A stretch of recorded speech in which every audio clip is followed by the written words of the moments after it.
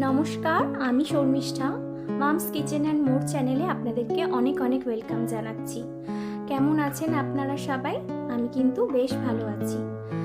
আজকে বাজার থেকে কিছু টাটকা মাছ আর একটা থোড় এনেছিলাম, তো সেটাই বানাচ্ছি, তাই ভাবলাম আপনাদের সাথে শেয়ার করে নিই। থোড়টা এনে ভালো করে থোড়ের ওপরে দুটো খোসা ফেলে দিয়েছি, তারপরে রাফলি চপ করে নিলাম।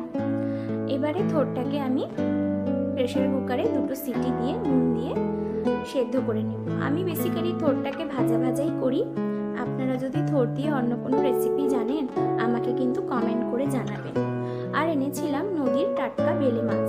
এটা কিন্তু পুষ্টিতে ভরপুর এবং বাচ্চাদের জন্য খুব উপকারী। এবার মাছগুলোকে ভালো করে ভেজে নিয়ে মাছটার আমি কালো জিরে টমেটো দিয়ে হালকা মতো ঝোল করব। এই মাছ কিন্তু খেতে খুব মিষ্টি হয়। আপনারা বাড়িতে কি দিয়ে বানান বেলে মাছ আমাকে জানাবেন। টমেটোগুলোকে ভালো করে নুন দিয়ে গলিয়ে নিচ্ছি, তার মধ্যে দিয়ে দিলাম সামান্য জিরের গুঁড়ো।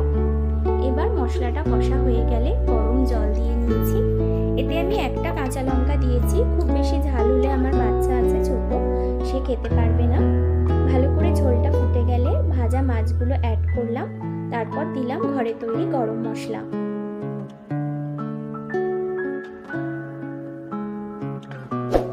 এখানে মাছের ঝোল আমার হয়ে গেছে। এখানে আমি থোড়টাকে দুটো সিটি মারার পর ঠান্ডা করে ভালো করে চটকে জল বার করে নিয়েছি।